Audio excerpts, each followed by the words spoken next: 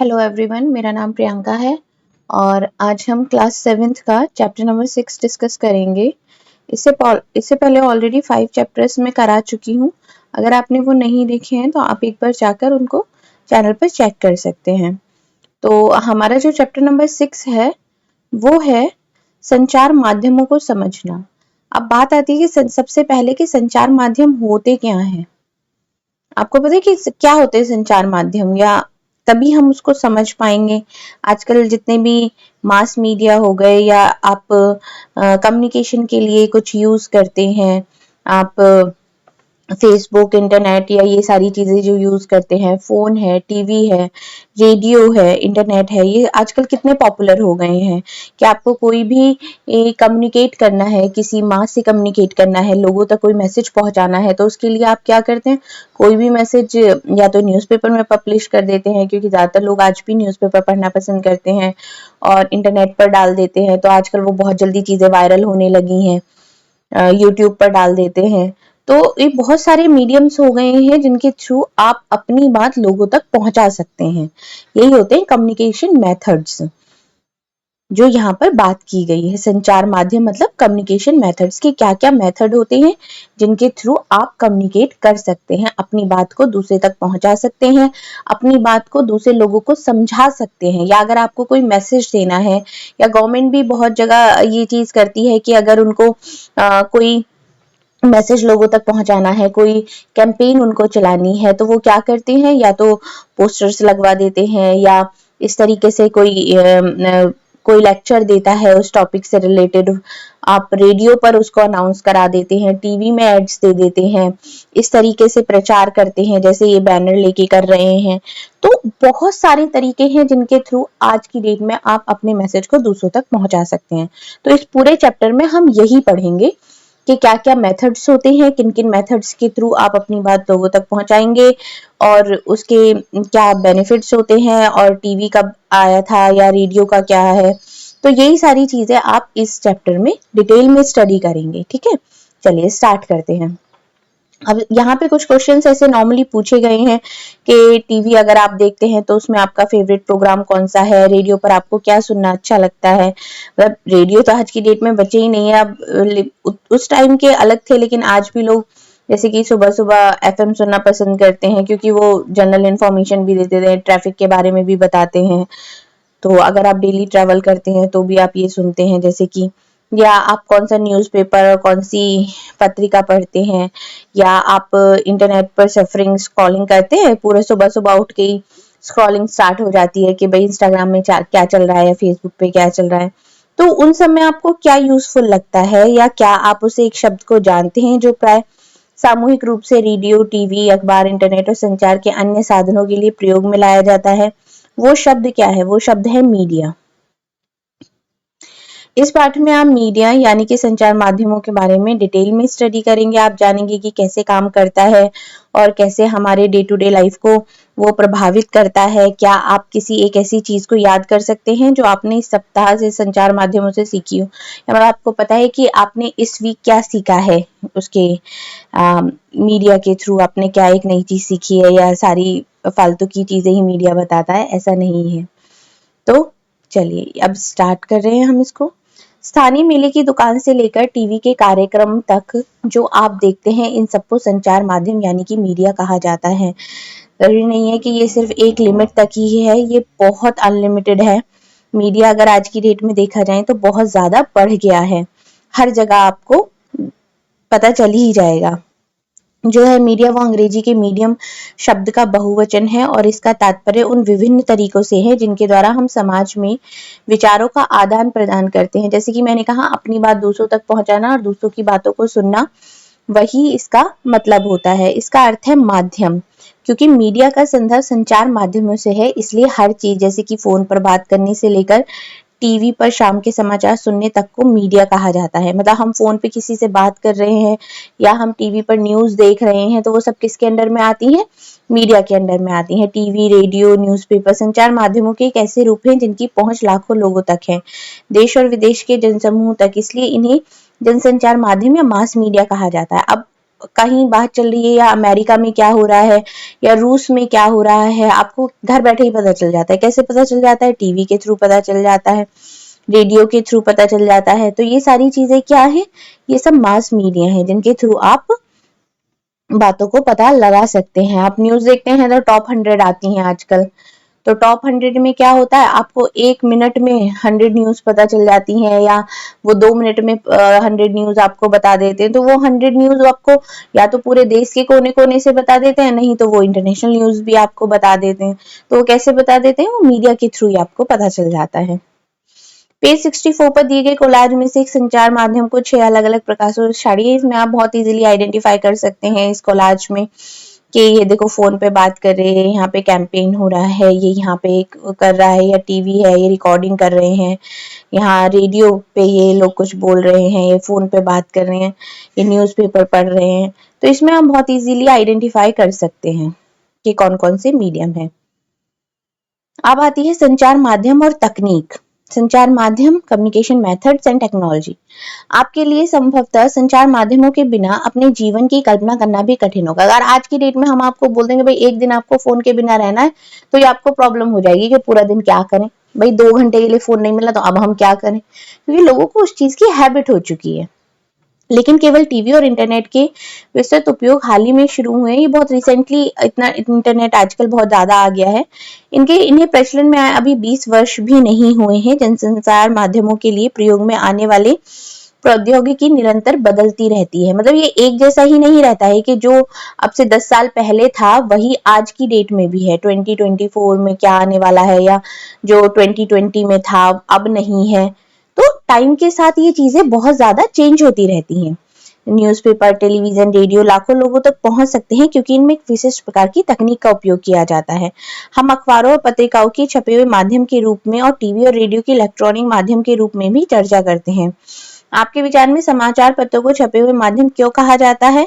ये आप आगे पढ़ने पर आपको पता चलेगा कि ये नाम संचार माध्यमों द्वारा प्रयोग में लाई गई तकनीक से संबंधित है।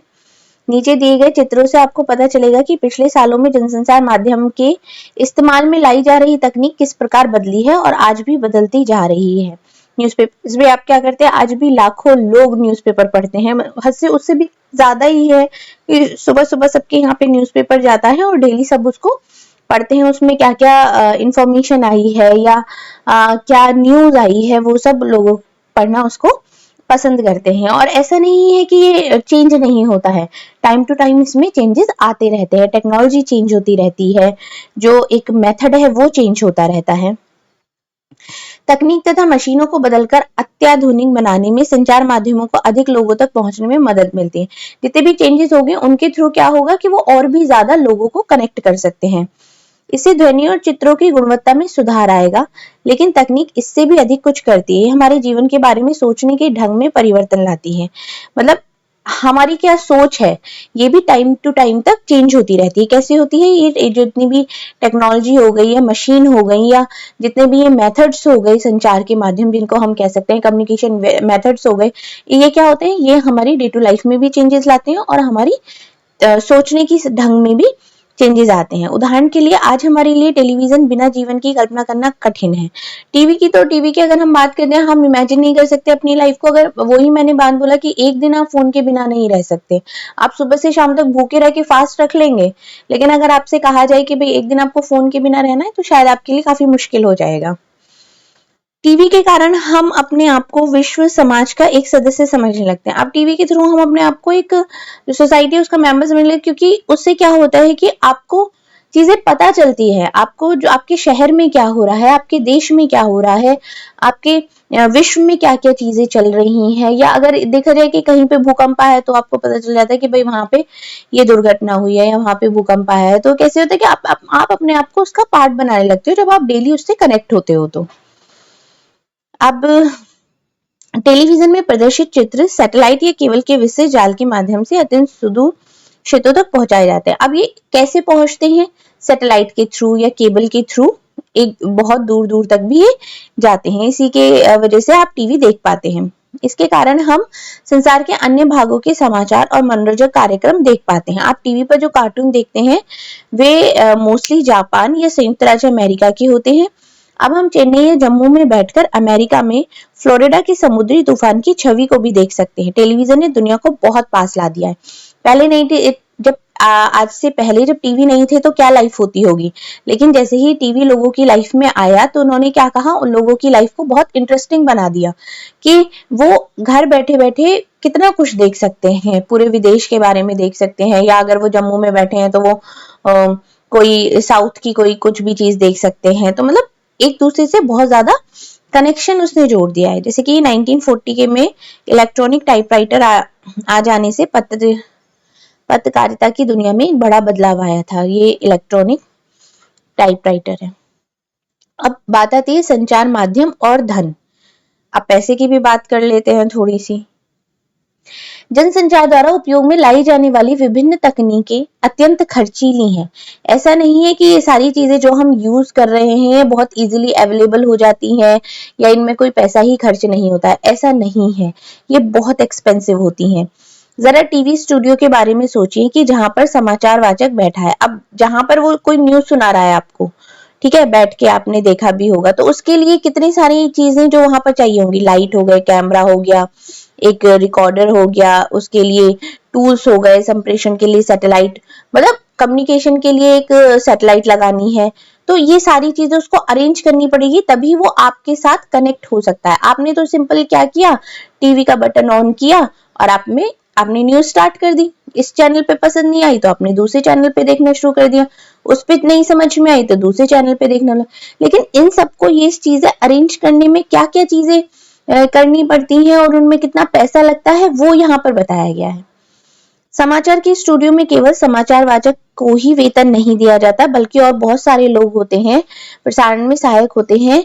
इनमें वे लोग सम्मिलित हैं जो कैमरे और प्रकाश की व्यवस्था करते हैं। जैसा कि अभी आपने पढ़ा, जनसंचार माध्यम निरंतर बदलते रहते हैं, इसलिए नवीनतम तकनीक जुटाने पर भी बहुत धन व्यय होता है।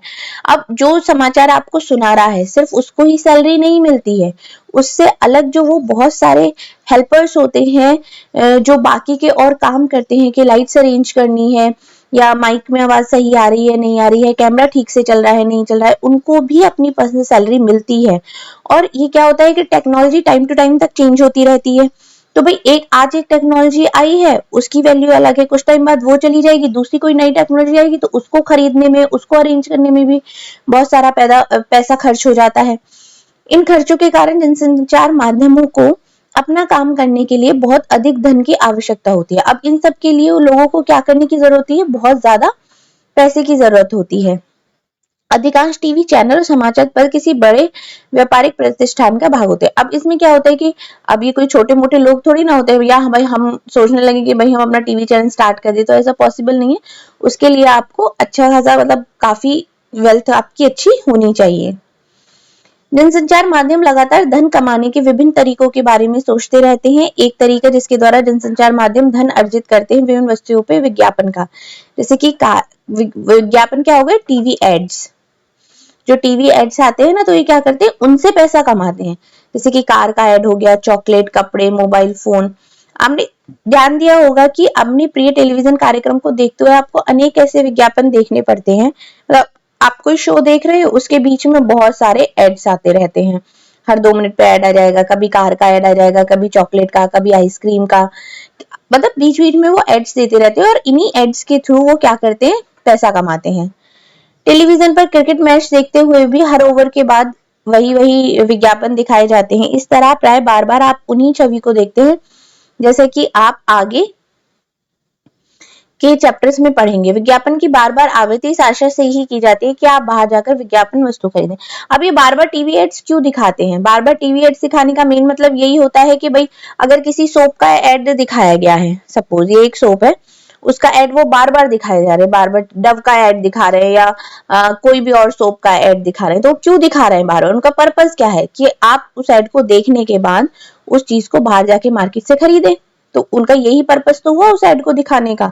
तो इसी तरीके से वो बहुत सारे एड्स दिखाते हैं। अब बात आती है संचार माध्यम और लोकतंत्र। हमारे देश में लोकतांत्रिक सरकार है, आपको पता है। लोकतंत्र में देश और संसार के बारे में समाचार देने और उनमें होने वाली घटनाओं पर चर्चा करने में संचार माध्यमों की भूमिका अत्यंत महत्वपूर्ण है। ये बहुत इंपॉर्टेंट है। अब यहाँ पर क्या एग्जाम्पल्स हैं वो आप बहुत अच्छे से समझ सकते हैं, क्योंकि इससे रिलेटेड क्वेश्चंस भी होगा। उदाहरण के लिए संचार माध्यमों से नागरिक जान सकते हैं कि सरकार किस प्रकार काम कर रही है। सबसे मेन इंपॉर्टेंट क्या होता है इसमें, ये जो कम्युनिकेशन मेथड्स हैं इनके थ्रू आप ये पता लगा सकते हैं कि गवर्नमेंट किस तरीके से काम कर रही है, वो अपना रोल प्रॉपरली निभा रही है या नहीं कर रही है। यदि लोग चाहें तो इन समाचारों के आधार पर कार्रवाई भी कर सकते हैं। अगर आपको लगता है तो आप उसमें ऑब्जेक्शन भी उठा सकते हैं किसी भी चीज से रिलेटेड। ऐसा भी संबंधित मंत्री को पत्र लिखकर सार्वजनिक विरोध आयोजित करके हस्ताक्षर अभियान आदि चलाकर सरकार से पुनः उस कार्यक्रम पर विचार करने का आग्रह कर सकते हैं। वो क्या कर सकते हैं, एक तो सार्वजनिक विरोध, सब लोग मिलकर विरोध कर सकते हैं, हस्ताक्षर अभियान चला सकते हैं, या जो भी चीज उनको पसंद नहीं आ रही है उसके ऊपर वो गवर्नमेंट से आग्रह भी कर सकते हैं कि भाई हमें ये चीज पसंद नहीं है तो आप इसको चेंज करिए या इसके ऊपर कोई कार्रवाई करिए। जानकारी देने के संबंध में संचार माध्यम की महत्वपूर्ण भूमिका को देखते हुए यह आवश्यक है कि जानकारी संतुलित होनी चाहिए। अब सबसे इंपॉर्टेंट बात है कि जो आपको इंफॉर्मेशन मिल रही है वो बहुत ही बैलेंस फॉर्म में होनी चाहिए। ये नहीं है कि आपने एक पक्ष को तो बहुत ज्यादा हाईलाइट कर दिया और दूसरे पक्ष पे आप ध्यान ही नहीं दे रहे हैं, या आपने बहुत सारे टीवी चैनलों में या न्यूज जो आप सुनते हैं उसमें आपने बहुत देखा होगा कि कोई कोई न्यूज चैनल तो किसी चीज को बहुत ज्यादा हाईलाइट करके बताएगा, बहुत शोरगुल मचा के उस चीज को पॉइंट आउट करेगा, लेकिन कोई होते हैं कि उसको बहुत कॉमनली करते हैं, या किसी को लगता है कि वो इतनी इंपॉर्टेंट नहीं है तो वो उसके ऊपर इतना ध्यान नहीं देते हैं। तो ये जो एक इंफॉर्मेशन होती है बैलेंस फॉर्म में होनी चाहिए। अब ये बैलेंस फॉर्म में कैसे होगी ये भी चलिए पढ़ते हैं।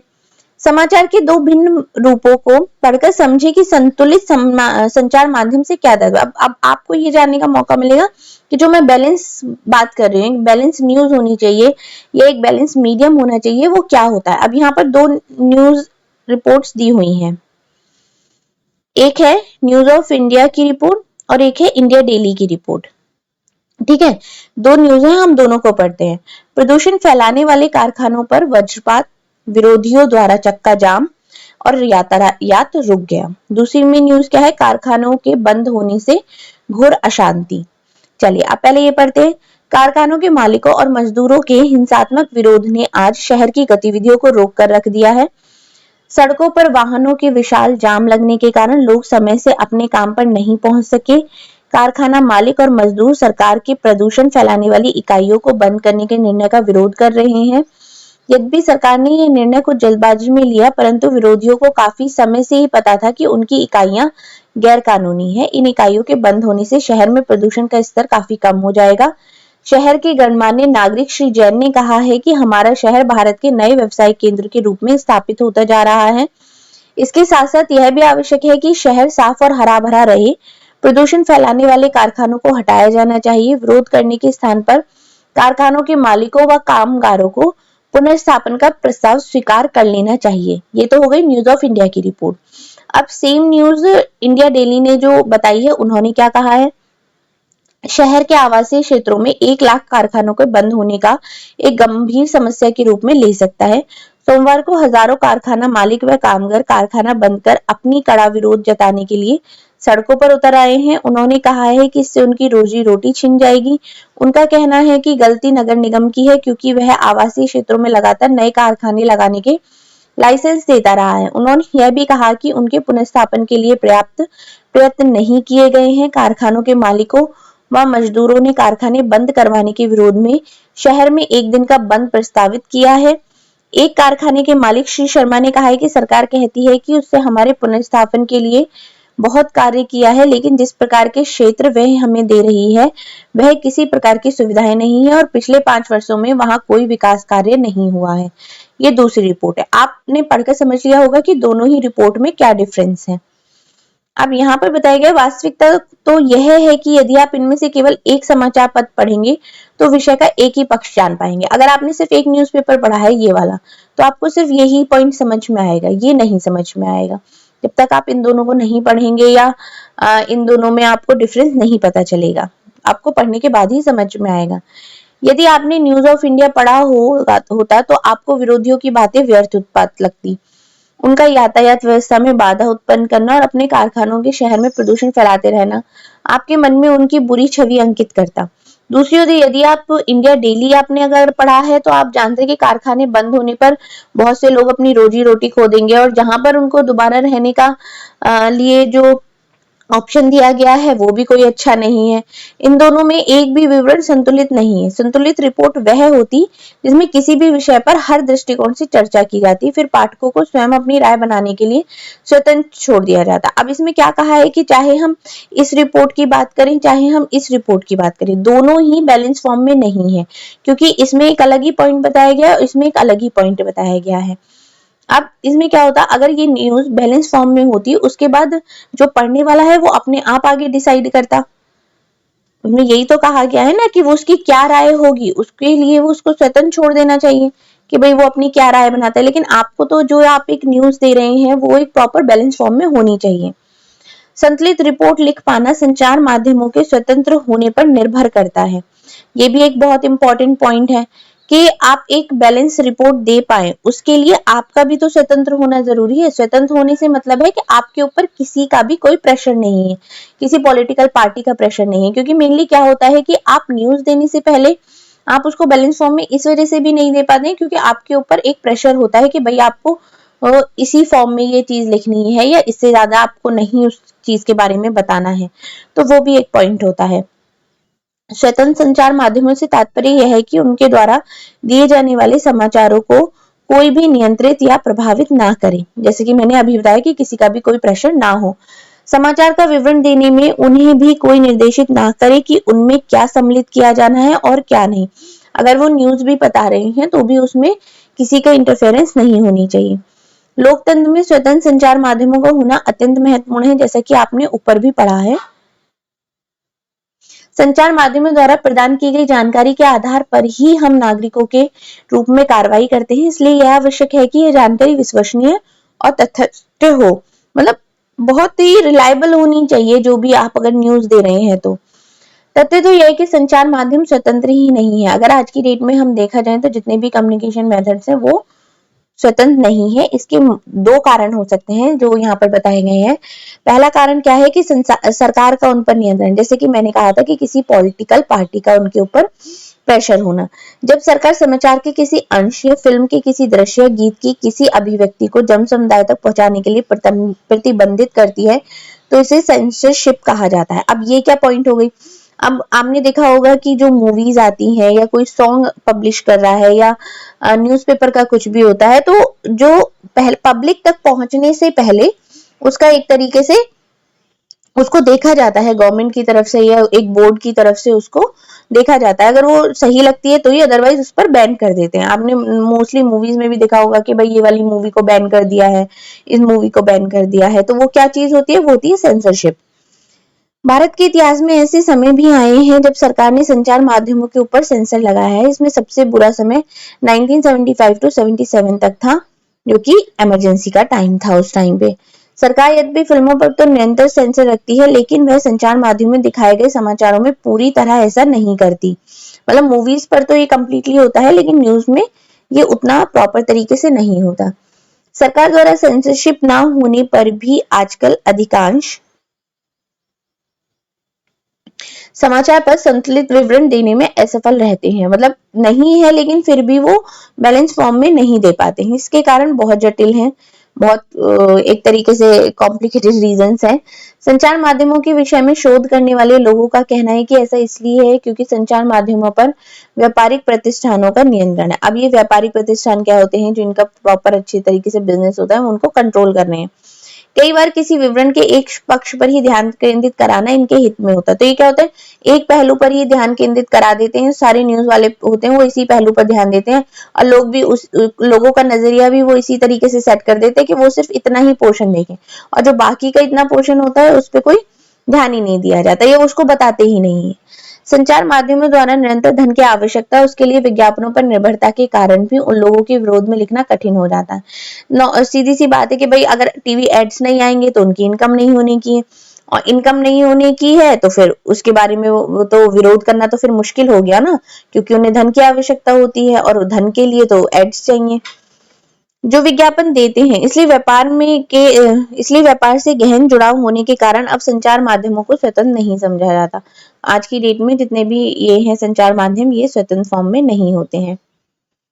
इसके अतिरिक्त संचार माध्यम किसी मुद्दे के खास पक्ष पर इसलिए भी ध्यान केंद्रित करते हैं क्योंकि उसे विश्वास है कि इससे विवरण रुचिकर हो जाएगा। अब बहुत सारी आपने मीडिया को ऐसा भी देखा होगा कि कुछ चीज को बहुत मिर्च मसाला लगा के बताती हैं कि वो उसको इंटरेस्टिंग बना देती हैं कि देखने वाला तो देखेगा ही जरूर। इस तरह यदि वे किसी विषय पर जन समर्थन बढ़ाना चाहते हैं तो भी मुद्दे के एक पक्ष पर ही ध्यान केंद्रित करते हैं।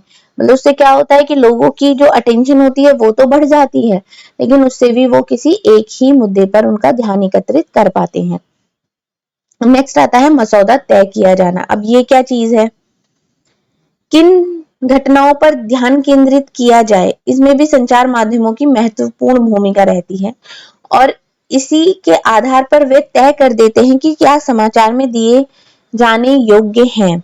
अब यहाँ पर एक बहुत इंपॉर्टेंट बात आ जाती है कि ये आजकल न्यूज वालों पर डिपेंड करता है या मीडिया पर डिपेंड करता है कि आपको क्या दिखाना है, आपका जो माइंडसेट है वो कैसा करना है। आपको अगर वो कोई न्यूज दिखा रहे हैं तो आप उसको किस तरीके से देख रहे हैं, क्या सोच रहे हैं, ये सब कुछ उनके ऊपर ही डिपेंड करता है कि उन्हें क्या न्यूज देनी है, क्या नहीं देनी है। सपोज एक जगह है कि कहीं पर वो किसी सेलिब्रिटी के बारे में कुछ बता रहे हैं, एक तो वो न्यूज हो गई। दूसरी न्यूज हो गई कि भारत में ही आजकल देखा जाए तो इतनी सारी लड़कियों ने वर्ल्ड चैंपियन वो बनी है अलग अलग फील्ड में उन्होंने, या वुमेन्स क्रिकेट टीम है जिन्होंने बहुत अच्छा वो खेलती हैं, तो इनके ऊपर उतना ध्यान वो नहीं देंगी, बल्कि उस सेलिब्रिटी के ऊपर की न्यूज वो कंटिन्यू चले जा रही है। इसमें चलो ठीक है, आपके लिए चीजें इंपॉर्टेंट है, लेकिन वो चीज बैलेंस फॉर्म में नहीं हुई ना। यहाँ एक सेलिब्रिटी की बात हो रही है तो भाई आप बता रहे हैं कि उस सेलिब्रिटी ने क्या खाया क्या नहीं खाया, वहां जा रही है वो एयरपोर्ट पर उसको देखा गया है, ये करा गया, ये सारी न्यूज तो आप दिखा रहे हो। लेकिन यहीं पर कि भाई उस लड़की ने कितनी मेहनत करी है वर्ल्ड चैंपियन बनने में, उसका कोई जिक्र तक नहीं है, या कौन वो लड़की है, कहाँ की है, कैसे वो वहां तक पहुंची, उसके बारे में कुछ नहीं है। तो यही चीज है कि वो चीज बैलेंस फॉर्म में नहीं है। उदाहरण के लिए आपके विद्यालय के वार्षिक उत्सव की खबर शायद समाचार में दिए जाने योग्य नहीं होगी। मतलब ऑब्वियस सी बात है कि आपके स्कूल में कोई एनुअल फंक्शन हो रहा है तो उसकी न्यूज पेपर में नहीं आएगी, लेकिन यदि कोई प्रसिद्ध अभिनेता उसमें मुख्य अतिथि के रूप में आमंत्रित हो तो वो जरूर आपके उसमें आ जाएगी, न्यूज़पेपर में आ जाएगी कि भाई आपके स्कूल में एनुअल फंक्शन हुआ, उसकी तो कोई न्यूज नहीं होगी। लेकिन अगर उस एनुअल फंक्शन में कोई सेलिब्रिटी गेस्ट है तो वो जरूर आ जाएगा कि भाई यहाँ पर ये फंक्शन हुआ और इसमें ये सेलिब्रिटी गेस्ट बनकर आए थे। कुछ खास विषयों पर ध्यान केंद्रित करके संचार माध्यम हमारे विचारों, भावनाओं और कार्यों को प्रभावित करते हैं और हमारा ध्यान उन मुद्दों की ओर आकर्षित करते हैं। जाहिर सी बात है कि आप बिल्कुल ये चीज रहेगी ही रहेगी कि वो आपका ध्यान, उनको आपका ध्यान कहाँ लगाना है वो ये चीज बहुत अच्छी तरीके से समझते हैं। हमारे जीवन पर महत्वपूर्ण प्रभाव डालने और हमारे विचारों को निर्मित करने में मुख्य भूमिका होने के कारण ही प्राय यह कहा जाता है कि संचार माध्यम ही हमारा मसौदा या एजेंडा तय करते हैं। आप समझ में आया आपको ये मसौदा एजेंडा क्या होता है? कि ये न्यूज़पेपर वाले ही ये चीज तय कर रहे हैं कि आपके लिए क्या इंपॉर्टेंट है, क्या इंपॉर्टेंट नहीं है, आपको किस चीज पर ज्यादा फोकस करना है, किस चीज पर ध्यान नहीं देना है। ये सारी चीजें कौन कर रहा है? यही लोग कर रहे हैं। अभी हाल ही में संचार माध्यमों ने कोला पेयों पर कीटनाशकों का स्तर खतरे के स्तर तक बढ़ते हुए होने की हमारी ओर ध्यान आकर्षित किया है। जैसे कि कोल्ड ड्रिंक्स में आजकल ये बहुत ज्यादा आ गया था कि जो कोको कोला है या ब्लैक कोल्ड ड्रिंक जो नॉर्मली सब लोग पीते हैं, उसमें कीटनाशक वाली कुछ ऐसी बात आ गई थी, तो उन लोगों का ध्यान उधर की तरफ उन्होंने आकर्षित कर लिया। उन्होंने कीटनाशकों के अत्यधिक मात्रा में होने की रिपोर्ट प्रकाशित की और इस तरह हमें कोला पेयों को अंतर्राष्ट्रीय गुणवत्ता एवं सुरक्षा मापदंडों के अनुसार नियमित रूप से नियंत्रित करने की आवश्यकता महसूस कराई। मतलब कि आप उसको टेस्ट कराएं इंटरनेशनल लेवल पे कि क्या क्या जो उसकी गुणवत्ता के या सुरक्षा के मापदंड है उनको नियमित रूप से नियंत्रित करने की आवश्यकता है। उन्होंने सरकार के दबाव के बावजूद निडरता पूर्वक घोषणा की कि ये कोल्ड ड्रिंक्स पीना सुरक्षित नहीं है। इस वृत्तांत को पेश करके संचार माध्यमों ने निश्चित रूप से हमारा ध्यान ऐसे विषय पर केंद्रित करने की कोशिश की जिस पर यदि उनकी रिपोर्ट ना आती तो हमारा ध्यान भी नहीं जाता। जाहिर सी बात है कि हर फेज में ही मीडिया गलत उसमें नहीं जाती है, बहुत फेज होते हैं जो सही भी होते हैं, कि कुछ चीजें वो ऐसी भी दिखा देती है जिन पर हम ध्यान नहीं देते, लेकिन उन चीजों पर हमारा ध्यान जाना बहुत जरूरी है और हमें ध्यान देना भी चाहिए। कई बार ऐसी घटनाएं हो जाती हैं जब संचार माध्यम उन विषयों पर हमारा ध्यान केंद्रित कराने में असफल रहते हैं जो हमारे जीवन के लिए महत्वपूर्ण है। अब दूसरा पॉइंट ये भी है कि बहुत सारे पॉइंट्स ऐसे भी होते हैं जहां पर हमें ध्यान देना चाहिए, लेकिन वो उस चीज को दिखाते ही नहीं है, तो हमारा ध्यान भी नहीं जाता। अब जैसे एग्जाम्पल के लिए यहाँ पर बताया गया है कि जो पीने का पानी है वो हमारे देश में एक बहुत बड़ी समस्या है, और जैसे ही गर्मियां बढ़ती हैं तो ये समस्या और भी ज्यादा बढ़ जाती है, या प्रतिवर्ष इसके लिए हजारों लोग प्रॉब्लम फेस करते हैं और मर जाते हैं, क्योंकि उन्हें जो पानी मिलता है वो सुरक्षित ही नहीं है, मतलब सेफ ही नहीं है, साफ ही नहीं है। लेकिन फिर भी अगर हम संचार माध्यम की बात करें तो वो उस विषय पर बहुत ही कम चर्चा करते हुए दिखाते हैं। एक सुविख्यात भारतीय पत्रकार ने लिखा है कि कैसे वस्त्रों को नया रूपकार देने वाले डिजाइनरों ने फैशन वीक में धनवानों के समक्ष अपने नए वस्त्र प्रदर्शित करके सभी समाचार पत्रों के मुख्य पृष्ठ पर स्थान पा लिया। अब ये न्यूज है कि लोगों को पानी की कितनी प्रॉब्लम है, लोग क्या क्या फेस कर रहे हैं, उसके लिए कितने लोग मर रहे हैं, क्या है, उसकी न्यूज नहीं दिखाई है, लेकिन फैशन शो की जरूर दिखा दी है कि फैशन शो में इतने लोग आए हैं और इतना अट्रैक्टिव उन्होंने बनाया है कि आज की डेट में जितने भी न्यूज़पेपर हैं सबके फ्रंट पेज पर वही आ रहा है। जबकि उसी सप्ताह मुंबई में अनेक झोपड़पट्टी वालों को गिरा दिया गया और किसी ने इस पर जरा भी ध्यान नहीं दिया गया। वही मैंने बताया कि एक तरफ तो न्यूज इस तरीके की आ रही है फैशन शो वाली, वो इम्पोर्टेंट ज्यादा है, लेकिन उसी तरफ मुंबई में एक झोपड़पट्टी वालों को गिरा दिया गया या उनके साथ प्रॉब्लम्स हो गई या उनको क्या क्या फेस करनी पड़ी, उसके ऊपर किसी का ध्यान ही नहीं है। तो ये बात है। प्रजातंत्र के नागरिक के रूप में हमारे जीवन में संचार माध्यम बहुत महत्वपूर्ण भूमिका निभाते हैं, क्योंकि संचार माध्यमों के द्वारा ही हम सरकार के कामों से संबंधित विषयों के बारे में सुनते हैं। तो जब हमें पता चलता है तभी तो हम उसके ऊपर ध्यान देते हैं। तो ये इनका जो है ये एक बहुत इंपॉर्टेंट रोल है।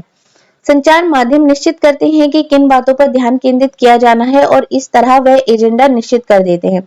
ये वही है कि ये जो जितने भी कम्युनिकेशन मेथड्स हैं ये डिसाइड करते हैं कि किन बातों पर आपका ध्यान जाना चाहिए और किन बातों पर आपका ध्यान नहीं जाना चाहिए। तो ये जो चीज है, ये जो एजेंडा है, ये यही डिसाइड करते हैं। यदि कभी सरकार चाहे तो संचार माध्यमों को किसी घटना की खबर छापने से रोक सकती है। हाँ, ये भी एक चीज गवर्नमेंट के हाथ में, तो अगर गवर्नमेंट नहीं चाहती कि ये न्यूज बाहर जाए या लीक हो, तो वो भी प्रेशर बनाकर उसको रुकवा सकती है। इसे सेंसरशिप कहा जाता है। सेंसरशिप क्या होती है? वो यही होती है।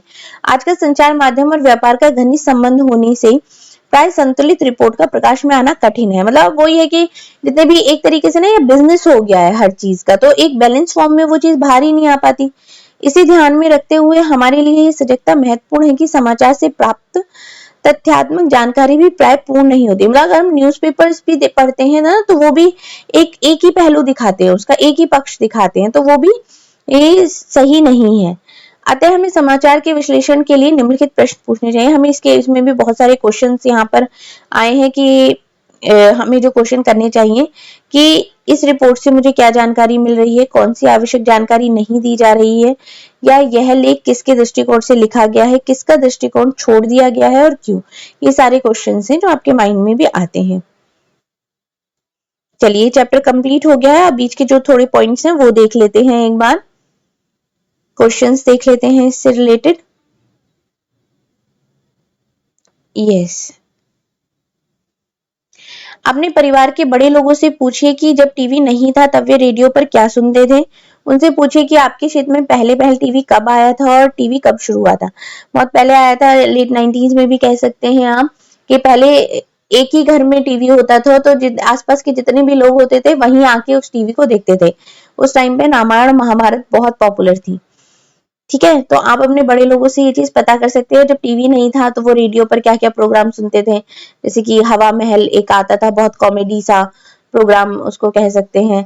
तो यही आप उनसे पता कर सकते हैं। आपके पड़ोस में कितने लोग इंटरनेट का प्रयोग करते हैं, या तो पड़ोस की बात छोड़ो, आप अपने घर में ही पूछ लेना कि आपके घर में कितने मेंबर्स इंटरनेट यूज कर रहे हैं। ऐसी 3 चीजों की सूची बनाइए जो संसार के किसी अन्य भाग से संबंधित है और जिनके बारे में आपने टेलीविजन देखकर जाना है। ये आप टीवी में भी देख सकते हैं, एड्स में भी देख के आप पता कर सकते हैं कि ऐसे कौन-कौन से एड्स हैं जिनके बारे में आपने जब देखा है तब आपको उस चीज के बारे में पता चला है। अब यह है, यह यंत्र टेलीविजन का प्रारंभिक रूप था। आपने इस आविष्कार के सामने बैठे हैं जॉन एल बर्ड। इस यंत्र के द्वारा उन्होंने रॉयल इंस्टीट्यूट के समक्ष अपने आविष्कार का प्रदर्शन किया था। ये यहाँ पर उनकी इमेज है। अपने प्रिय टीवी कार्यक्रम के द्वारा विज्ञापित होने वाली 3 चीजों की सूची बनाइए। अब आप कोई कार्टून देख रहे हैं या कोई टीवी सीरियल देख रहे हैं, उसमें बीच में क्या क्या एड्स आ रहे हैं उसकी आपको लिस्ट बनानी है। एक समाचार पत्र लीजिए, उसमें दिए गए विज्ञापनों की संख्या है। आप अपनी न्यूज़पेपर पढ़ रहे हैं, उसमें देखिए कि कितने एड्स आते हैं। अलग से आजकल तो लोग पैम्पलेट बना के न्यूज़पेपर्स में डाल देते हैं। कुछ लोग कहते हैं कि समाचार पत्रों में बहुत अधिक विज्ञापन होते हैं। क्या आप ऐसा सोचते हैं और सही है तो, और ये क्यों है? यही आपको उसमें लिखना है। कितने एड्स आते हैं, क्या है, कैसे है। नेक्स्ट आता है इसमें, ये हमने पढ़ लिया।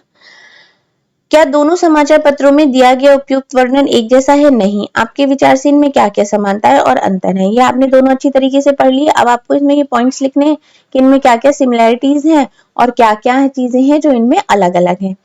यदि आप न्यूज ऑफ इंडिया में दिया गया विवरण पढ़ेंगे तो इस मुद्दे के बारे में आप क्या सोचेंगे? अगर आप सिर्फ एक ही पहलू पढ़ते हैं तो आपकी उसके लिए राय क्या होगी, ये आपको पढ़ के और समझ के लिखना है। क्या आप ऐसा सोचते हैं कि किसी विषय के दोनों पक्षों को जानना महत्वपूर्ण है? हाँ, बिल्कुल।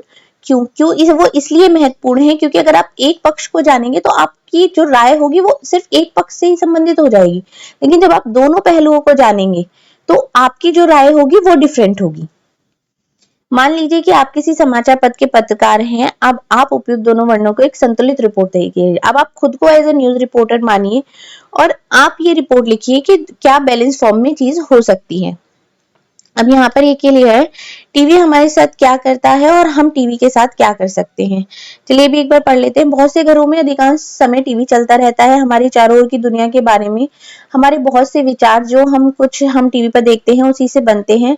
ये दुनिया को देखने वाले के लिए खिड़की की तरह है। आपके विचार में यह हमें कैसे प्रभावित करता है? टीवी में अनेक प्रकार के कार्यक्रम आते हैं, जैसे कि पहले आता था सास भी कभी बहू थी, जैसे पारिवारिक धारावाहिक, खेल कार्यक्रम कौन बनेगा करोड़पति, या वास्तविक जीवन को दर्शाने वाले कार्यक्रम जैसे कि बिग बॉस, समाचार, खेल, कार्टून आदि। हर कार्यक्रम के पहले, बीच में और अंत में विज्ञापन होते हैं। क्योंकि टीवी का समय बहुत महंगा होता है, इसलिए केवल वे ही कार्यक्रम दिखाए जाते हैं जो अधिकांश दर्शकों को आकर्षित कर सकें। आपके विचार से ऐसे कौन से कार्यक्रम हो सकते हैं?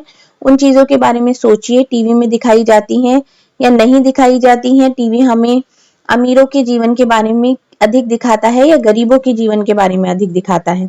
मतलब अंबानी की न्यूज ज्यादा आती है या नॉर्मल पर्सन की न्यूज भी कुछ आती है? हमें ये सोचने की जरूरत है कि टीवी का हम पर क्या प्रभाव पड़ता है। दुनिया के बारे में हमारे दृष्टिकोण, हमारे विश्वासों, हमारे रुख और मूल्यों को कैसे बनाता है। हमें यह समझने की भी जरूरत है कि यह हमें संसार का अधूरा दृश्य ही दिखाता है। अपनी पसंद के कार्यक्रमों का आनंद लेते हुए भी हमें यह नहीं भूलना चाहिए कि टीवी के पर्दे से हटकर भी एक उत्सुकता भरा बड़ा संसार है। दुनिया में ऐसा बहुत कुछ हो रहा है जिसकी ओर टीवी ध्यान ही नहीं देता है। फिल्म स्टारों, सुप्रसिद्ध व्यक्तियों और धनाढ्य जीवन शैलियों से परे भी एक ऐसा संसार है जहां हम सबको पहुंचना चाहिए और विभिन्न प्रकार से अपनी प्रतिक्रिया व्यक्त करनी चाहिए।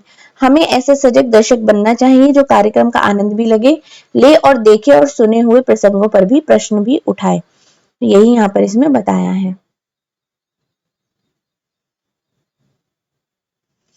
संचार माध्यमों के द्वारा एजेंडा तय करते हुए झोपड़पट्टियों के स्थान पर फैशन वीक की खबर देने से क्या नतीजा निकलता है? उनकी पब्लिसिटी बढ़ती है। उनको एक वो है ना कि बहुत ही इंटरेस्टिंग न्यूज है कि अगर वही फैशन के बारे में बताएंगे तो लोग बड़ा इंटरेस्ट करके देखेंगे। क्या आप किसी ऐसे विषय के बारे में जानते हैं जो आपको इसलिए महत्वपूर्ण नहीं लगा क्योंकि संचार माध्यमों ने उसे दिखाया ही नहीं गया? या आप एक टॉपिक सोच सकते हैं कि ऐसा क्या टॉपिक था जिसके बारे में न्यूज में बताया नहीं गया लेकिन वो इम्पोर्टेंट था, लेकिन आप अगर वो न्यूज में नहीं दिखाया गया तो आपको भी लगा कि वो इतना महत्वपूर्ण है ही नहीं। स्थानीय संचार माध्यम क्या होता है? यह जानकर कि संचार माध्यम उन छोटे छोटे मुद्दों में रुचि नहीं लेंगे जिनका संबंध साधारण लोगों और उनके जीवन से है, इसलिए कई स्थानीय समूह स्वयं अपना संचार माध्यम प्रारंभ करने के लिए आगे हैं। बहुत ही लोकल लेवल पे जो होता है। कई लोग सामूहिक रेडियो द्वारा किसानों को विभिन्न फसल के मूल्य के बारे में बताते हैं, उन्हें बीज और उर्वरक के प्रयोग के बारे में परामर्श देते हैं। कुछ अन्य लोग काफी सस्ते और आसानी से मिल जाने वाले वीडियो कैमरे इस्तेमाल करके विभिन्न निर्धन समाजों के वास्तविक जीवन की स्थितियों पर डॉक्यूमेंट्री फिल्म बनाते हैं। और कभी कभी तो इन गरीब लोगों को ही फिल्म बनाने के लिए कैमरे और तकनीकी ज्ञान का प्रशिक्षण भी देते हैं। मतलब एक ये बहुत ही लोकल लेवल पर होता है कि लोग आपस में ही इकट्ठा करके ये सारी चीजें करते हैं। जो एक बहुत ज्यादा इंफॉर्मेशन होती है किसानों से रिलेटेड, फसल से रिलेटेड, वो भी दिए जाते हैं। दूसरा उदाहरण खबर लहरिया नामक एक समाचार पत्र का है जो उत्तर प्रदेश के चित्रकूट जिले की 8 दलित महिलाओं द्वारा हर 15 दिन में निकाला जाता है।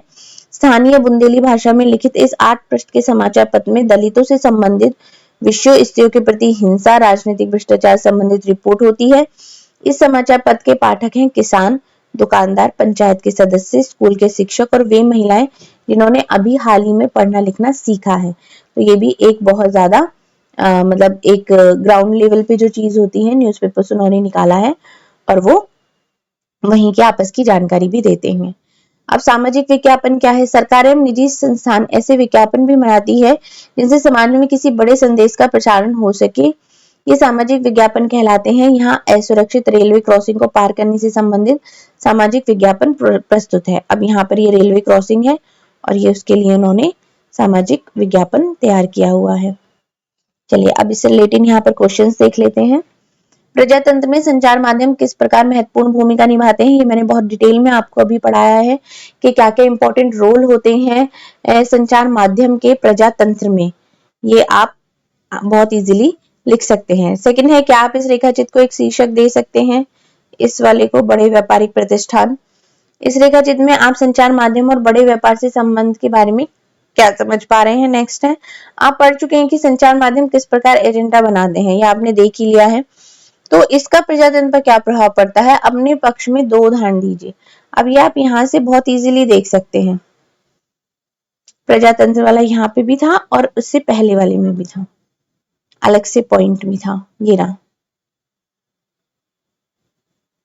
एजेंडा क्या होना चाहिए प्रजातंत्र के ऊपर, ये तो ये आप यहाँ से बहुत इजीली लिख सकते हैं इसको। और उसको पढ़ने के बाद आपको क्या लगता है वो आप अपनी तरफ से एग्जाम्पल्स दे सकते हैं। नेक्स्ट एक एक्टिविटी है, कक्षा परियोजना के रूप में समाचार पत्रों में से कोई एक शीर्षक चुनिए और उस पर ध्यान केंद्रित कीजिए। अन्य समाचार पत्रों में से उससे संबंधित विवरण छाटिए। दूरदर्शन समाचार पर भी इस विषय पर प्रसारित सामग्री देखिए। 2 समाचार पत्रों के विवरण की तुलना करके उसमें समानता और भिन्नता की रिपोर्ट लिखिए। और ये क्वेश्चन आप उसमें पूछ सकते हैं कि इसमें लेख में क्या जानकारी दी जा रही है, कौन सी जानकारी इसमें छोड़ दी, या ये जो लेख है ये किसके दृष्टिकोण को ध्यान में रखकर लिया गया है, या किसके दृष्टिकोण को छोड़ दिया गया है, क्यों छोड़ दिया गया है। नेक्स्ट है, विज्ञापन के प्रकार के बारे में अकेली, जोड़िए, समूह में प्रोजेक्ट बनाइए। आपको एक प्रोजेक्ट वर्क दिया गया है यहाँ पर। कुछ उत्पादों के बारे में वाणिज्यिक विज्ञापन एवं सार्वजनिक स्वास्थ्य, सड़क सुरक्षा, जल एवं ऊर्जा से बचाने की जरूरत के बारे में आपको यहाँ पर एक सामाजिक विज्ञापन बनाना है। और ये कुछ पॉइंट्स हैं जिनके मीनिंग्स यहाँ पर दिए हुए हैं। तो ये हमारा चैप्टर यहाँ पर फिनिश होता है। होप सो ये बहुत अच्छे से आपको समझ में आ गया होगा। मैंने बहुत डिटेल में ही एक एक चीज आपको एक्सप्लेन करी है। और फिर भी अगर इससे रिलेटेड आपकी कोई भी क्वेरी है तो वो आप मेरे से पूछ सकते हैं। और hope you like the video. और अगर अच्छी लग रही है, पसंद आ रही है, कंटेंट अच्छा लग रहा है तो please hit the like button and share and subscribe my channel. Thank you.